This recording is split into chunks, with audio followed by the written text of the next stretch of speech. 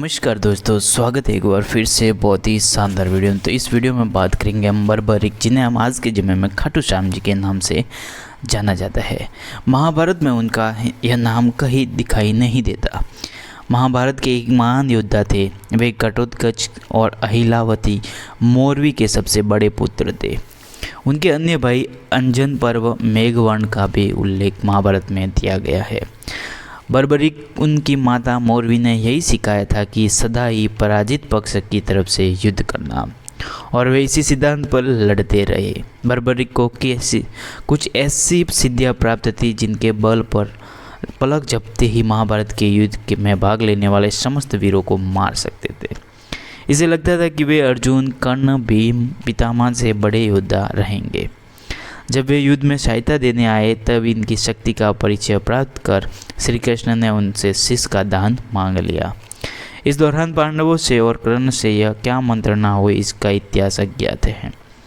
महान बर्बरिक युद्ध को क्यों देखना चाहते थे, यह भी अज्ञात ही प्रतीत होता है। वे चाहते तो प्रतीक्षा करते हैं महाभारत युद्ध की समाप्ति तक युद्ध देखने की। इनकी कामना श्री कृष्ण के वर से पूर्ण हुई। इनका कड़ा शीश अंत तक युद्ध देखता रहा और वीर गर्जन करता रहा। इन्हें 3 बाण का धारी भी कहा जाता है, क्योंकि इनके पास ऐसी धनुधारी विद्या थी जिससे कि महाभारत की पूरी युद्ध मात्र 3 तीरों में ही समाप्त किया जा सकता था। कुछ कहानियों के अनुसार बर्बरिक सूर्यवर्षा नामक यक्ष थे, जिनका पूर्ण जन्म एक मानव के रूप में हुआ था। बर्बरिक भीमसेन और हिडिंबा के पोते और घटोत्कच और मौर्वी के पुत्र थे। इनके गुरु श्री कृष्ण थे और बर्बरिक भगवान शिव के परम भक्त थे।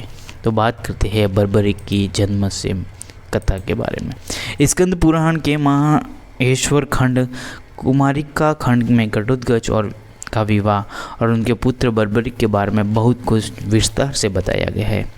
बर्बरिक के बारे में किसी पुराण या शास्त्र में कोई जिक्र नहीं है। सौनक ऋषि जी के पूछने पर उग्र शर्वासुत जी बताते हैं कि घटोत्कच अपनी माता हिडिंबा देवी के कहने पर पांडवों से मिलने के लिए इंद्रप्रस्थ आए। वहाँ उन्हें कृष्ण जी सहित सभी पांडवों से मिलना हुआ। तब श्री कृष्ण ने बस सबको बताया कि मूर्धेय की कन्या मौर्वी कामकंठ कथा का विवाह घटोत्कच से होगा। कुछ समय उपरांत ऐसा ही हुआ। विवाह होने के पश्चात घटोत्कच और उसकी पत्नी के यहाँ एक महातेजस्वी बालक को जन्म लिया। जन्म लेते ही बालक युवावस्था को प्राप्त हो गया। तब घटोत्कच ने बालक को छाती से लगाकर कहा, बेटा तुम्हारे केस बरबराकार घुंघराले है, इसलिए तुम्हारा नाम बर्बरिक होगा। बर्बरिक को लेकर पिता घटोत्कच द्वारिका श्री कृष्ण से मिलने पहुँचे। तब बर्बरिक ने श्री कृष्ण जी से कहा, आर्यदेव माधव, मैं आपको प्रणाम करता हूँ और ये पूछता हूँ कि संसार में उत्पन्न हुए जीव का कल्याण किस साधन से होता है। तब श्री कृष्ण ने बर्बरिक से कहा कि तुम पहले बल प्राप्त करने के लिए सभी देवियों की आराधना करो। तुम्हारा हृदय बहुत ही सुंदर है, इसलिए आज से तुम्हारा एक और नया नाम सुहृदय भी होगा। तब बर्बरिक ने महिसारंग संगम तीर्थ में जाकर 9 दुर्गाओं की आराधना की। 3 वर्ष तक बर्बरिक ने देवियों की आराधना की। तब देवियों ने बर्बरिक की पूजा से संतुष्ट होकर प्रत्यक्ष दर्शन दिए। साथ में वे दुर्लभ बल प्रदान किया जो तीनों लोकों में किसी और के पास पहले से नहीं था। देवियों ने बर्बरिक को एक नया नाम छंडिल भी दिया था और आशीर्वाद दिया कि वे समस्त विश्व में प्रसिद्ध और पूजनीय होगा। सूत जी आगे कहते हैं कि तदनंतर जब सभी पांडव और राजा उपलव्य नामक स्थान पर युद्ध के लिए एकत्रित हुए, तब युधिष्ठिर ने कहा कि देवकी नंदन भीष्म पितामह से रथियों और अतिरथियों का वर्णन सुनकर दुर्योधन ने अपने पक्ष के महारथियों से पूछा कि कौन वीर कितने कितने दिन में युद्ध समाप्त कर सकता है। तो यह प्रश्न मैं आप सभी से पूछ रहा हूँ। तो यह सुनकर अर्जुन ने कहा कि मैं एक दिन में युद्ध में सेना सहित समस्त कौरवों को नष्ट कर सकता हूँ।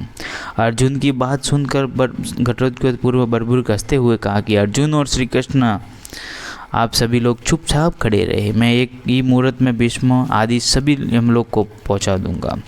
मेरे भयंकर धनुष को इन सभी दोनों अक्षय तीरों को तथा भगवती सिंधाम्बिका के दिए हुए इस खड्ग को आप भी लोग भी देखें। ऐसी दिव्य वस्तुएं मेरे पास है, तभी मैं इस सब प्रकार के सबको जीतने की बात करता हूँ। लज्जित होकर अर्जुन ने श्री कृष्ण की तरफ प्रशांकित होकर देखा। तब श्री कृष्ण ने घटोत्कच पुत्र बर्बरीक से पूछा, वत्स, भीष्म, द्रोण, कर्प, अश्वत्थामा, कर्ण और दुर्योधन आदि महारथियों के द्वारा सुरक्षित कौरव सेना को जिस पर विजय पाना महादेव जी के लिए भी कठिन है, तुम इतना शीघ्र कैसे मार सकते हो? तुम्हारे पास ऐसा कौन सा उपाय है? यह सुनकर बर्बरीक ने तुरंत ही अपना धनुष हटाया, उस पर बाण संधान किया, फिर उस बाण को लाल रंग के भस्म से भर दिया, कान तक खींचकर छोड़ दिया। उस बाण के मुख से जो लाल भस्म उड़ा वह दोनों सेनाओं में आए हुए सैनिकों के मर्म स्थलों पर गिरा कि वो 5 पांडव, कृपाचार्य, श्री कृष्ण, अश्वत्थामा के शरीर से लाल रंग से बिंदु का निशान नहीं लगा।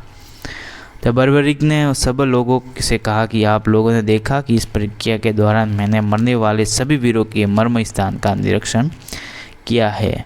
अब उन्हीं मर्म स्थानों में देवी के दिए हुए 3 तीक्ष्ण अमोघ बाण को मारूंगा, जिनसे ये सभी योद्धा क्षण भर में ही मृत्यु को प्राप्त हो जाएंगे। आप सब लोग अपने अपने धर्म की सौगंध कदापि शस्त्र ग्रहण न करें। मैं 2 ही घड़ी में इन सभी शत्रुओं को तीखे बाणों से मार गिराऊंगा।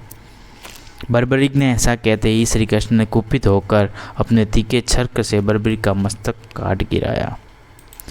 यह देखकर कहा कि कोलाहल फैल गया है। सब आश्चर्य से श्री कृष्ण की ओर देखकर रोने लगे। सिद्धांबिका आदि 14 देवियाँ वहाँ पहुंची। तब देवी चंडिका ने घटोत्कच को सातवां देखकर उच्च स्वर से कहा, सब राजा सुने, विदितात्मा भगवान श्री कृष्ण ने महाबली बर्बरीक का वध किस कारण से किया है, वह मैं तो बतलाती हूँ कि पूर्व काल में दुखी होकर पृथ्वी देवियों के पास गई और बोली, आप लोग मेरा उभार उतारे, मैं राक्षसों के पाप से दब रही हूँ। तब भगवान विष्णु और ब्रह्मा जी ने तथास्तु कहा। उस पर सूर्यवर्षा नामक यक्षराज ने पूजा उठाकर कहा कि आप लोग मेरे रहते हुए मनुष्य लोक में क्यों जन्म धारण करते हो, तो मैं अकेला ही अवतार लेकर पृथ्वी के आभारभूत सब दैत्यों का संहार कर दूंगा। यह सुनकर ब्रह्मा जी कुपित होकर बोले कि दुर्मते, पृथ्वी का यह महान भार सभी देवताओं के लिए दुस्सह है और उसे तू केवल अपने ही साध्य बतलाता है। मूर्ख, पृथ्वी का भार उतारने समय युद्ध शुरू होने से पहले विष्णु अवतार श्री कृष्ण अपने हाथ से तेरे शरीर का नाश करेंगे। ब्रह्मा जी के श्राप से दुखी होकर सूर्यवर्षा ने भगवान विष्णु से याचना की कि भगवान, मेरी एक प्रार्थना है कि जन्म से ही मुझे ऐसी बुद्धि दीजिए कि जो सब अर्थों को सिद्ध करने वाली हो। तब भगवान विष्णु ने देव सभा में कहा कि ऐसा ही होगा। देवियों तुम्हारे मस्तक की पूजा करेगी, तुम पूज्य हो जाओगे। उसके पश्चात वैसा ही हुआ जैसा भगवान ने कहा था। अब तुम सब दुखी मत हो, ये सूर्यवर्षा ही घटोत्कच का पुत्र बर्बरीक है। आगे श्री कृष्ण कहते हैं कि ये देवी चंडिका, यह भक्त का मस्तक, इसे तुम अमृत से सींचो और अजर अमर बना दो।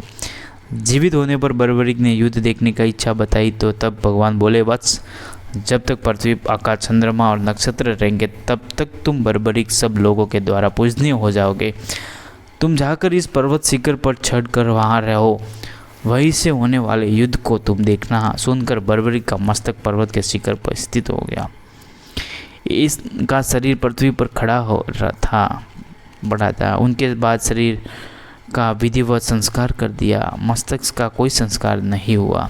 आगे सूत जी कहते हैं कि ब्राह्मणों, इस प्रकार मैंने तुम बर्बरीक को जन्म का वृत्तांत बतलाया। कुछ अलग भी मत है। बाल्यकाल से ही वे बहुत महान योद्धा थे। उन्होंने अपनी माता से युद्ध कला भगवान श्री कृष्ण से सीखी थी। उनके प्रशिक्षण में वे अजय और योद्धा बन गए थे। महाआदि शक्ति की तपस्या कर उन्होंने असीमित शक्तियों का अर्जित कर लिया था। तत्पश्चात उन्होंने अपने श्री कृष्ण की आज्ञा से उन्होंने कई वर्षों तक महादेव की घोर तपस्या की। प्रसन्न किया भगवान शंकर ने 3 अमोघ बाण दिए। 3 बाणधारी प्रसिद्ध नाम हुआ। साथ ही अग्निदेव ने उन्हें प्रसन्न होकर अपने दिव्य धनुष दिया। महाभारत का युद्ध कौरवों और पांडवों के मध्य अपरिहार्य हो गया था। यह समाचार बर्बरीक को प्राप्त हुआ। उनकी भी युद्ध में सम्मिलित होने की इच्छा जागृत हुई। जब वे अपनी माता से आशीर्वाद लेने पहुंचे तब माँ को हारे हुए पक्ष का साथ देने का वचन दिया। वे अपने लीले घोड़े, जिनका रगड़ नीला था तीन धनुष के साथ कुरुक्षेत्र की रणभूमि की ओर अग्रसर हुए। सर्वव्यापी कृष्ण का वेश धारण कर बर्बरीक से परिचित होने के लिए उन्हें रोका। ये जानकर उसकी हंसी भी उड़ाई कि वह मात्र 3 बाण से युद्ध सम्मिलित होने आया। ऐसा सुनने पर बर्बरीक ने उत्तर दिया कि मात्र 1 बाण शत्रु सेना को परास्त करने के लिए पर्याय है। ऐसा करने के बाद वापस तर्कस में ही आएगा। यदि 3 बाणों का प्रयोग में लिया गया तो तीनों लोकों में हाहाकार मच जाएगा। इस प्रकार श्री कृष्ण ने उन्हें चुनौती दी कि इस पीपल के पेड़ में सभी पात्रों को छेद कर दिखलाओ, जिसके नीचे दोनों खड़े थे। बर्बरीक ने चुनौती स्वीकार की और तुनीर से एक बाण निकाला। ईश्वर के स्मरण कर बाण पेड़ के पत्तों की ओर चलाया। तीर ने क्षण भर में ही पेड़ के सभी पत्तों को भेद दिया और श्री कृष्ण के पैर के इर्द गिर्द चक्कर लगाने लगा, क्योंकि इस एक पत्ता उन्होंने अपने पैर के नीचे छुपाया था। बर्बरीक ने कहा कि अपने पैर हटाओ लीजिए, वरना ये आपके पैरों को चोट पहुंचा देगा। श्री कृष्ण ने बालक बर्बरीक से पूछा कि वह युद्ध में किस ओर से सम्मिलित होगा, तो बर्बरीक ने अपनी माँ को दिए हुए वचन दोहराया कि वह युद्ध में उस भाग से भाग लेगा जिस सेना का निर्बल होगी और हार की ओर अग्रसर होगी। श्री कृष्ण जानते थे कि युद्ध में तो हार कौरवों की ही निश्चित है। इस पर अगर बर्बरीक ने उनका साथ दिया तो परिणाम उनके पक्ष में ही होगा। ब्राह्मण वेश में श्री कृष्ण ने बालक से दान की अभिलाषा व्यक्त की। इस पर वीर बर्बरीक ने उन्हें वचन दिया कि अगर वो अपनी अभिलाषा पूर्ण करने में समर्थ होगा तो वह अवश्य करेंगे। श्री कृष्ण ने उन्हें शीश का दान मांगा। बालक बर्बरीक ने क्षण भर में एक चकरा गया, परंतु अपने वचन की दृढ़ता जताई। बालक बर्बरीक ने ब्राह्मण से अपने वास्तविक रूप में अवगत कराने की प्रार्थना की। श्री कृष्ण के बारे में सुनकर बालक ने उनके विराट रूप के दर्शन करने की अभिलाषा की। श्री कृष्ण ने अपने विराट रूप का दर्शन दिखाया। उन्होंने बर्बरीक को समझाया कि युद्ध आरंभ होने से पहले युद्ध भूमि की पूजा के लिए एक वीरवर क्षत्रिय के शीश के दान की आवश्यकता होती है। उन्होंने बर्बरीक को युद्ध में सबसे वीर की उपाधि में अलंकृत किया, अतः उनका शीश का दान मांगा। बर्बरीक ने उनसे प्रार्थना की कि वह अंत तक युद्ध देखना चाहता है। श्री कृष्ण ने उनकी बात स्वीकार की कि रात भर बर्बरीक ने अपने आराध्य भगवान शंकर की पूजा अर्चना की और फाल्गुन माह की द्वादशी को स्नान आदि से निवृत्त होकर पूजा अर्चना करने के पश्चात उन्होंने अपने शीश का दान दिया। उनका सिर युद्धभूमि के समीप ही एक पहाड़ी के पर सुशोभित किया गया, जहाँ से बर्बरीक संपूर्ण युद्ध में जायजा ले सकते थे। युद्ध की समाप्ति पर पांडवों में ही आपसी बहस होने लगी थी कि युद्ध में विजय का श्रेय किसको जाता है। इस पर श्री कृष्ण ने सुझाव दिया कि बर्बरीक संपूर्ण युद्ध का साक्षी है, अतः उससे बेहतर निर्णायक भला कौन हो सकता है। सभी इस बात से सहमत हो गए। बर्बरीक के शिष्य ने उत्तर दिया कि श्री कृष्ण की युद्ध में विजय प्राप्त कराने में सबसे महान कार्य किया है। उनकी शिक्षा, उनकी उपस्थिति, उनकी युद्ध नीति ही निर्णायक थी।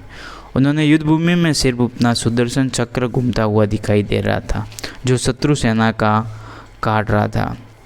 यह सुनकर श्री कृष्ण ने बर्बरीक को वर दिया, कहा कि तुम मेरे नाम श्याम से पूजे जाओगे। खाटू नामक ग्राम में प्रकट होने के कारण खाटू श्याम से प्रसिद्धि पाओगे और मेरी सभी 16 कलाओं तुम्हारे शीश में स्थापित होगी और तुम मेरे ही प्रतिरूप बनकर पूजे जाओगे। तो अगर आपको खाटू श्याम जी, बर्बरीक जी के बारे में ये जानकारी अच्छी लगी हो तो वीडियो को लाइक करें और चैनल पे नए हो तो चैनल को सब्सक्राइब जरूर करें। अगर मेरे से कोई कहने में भूल हुई तो माफ़ करें।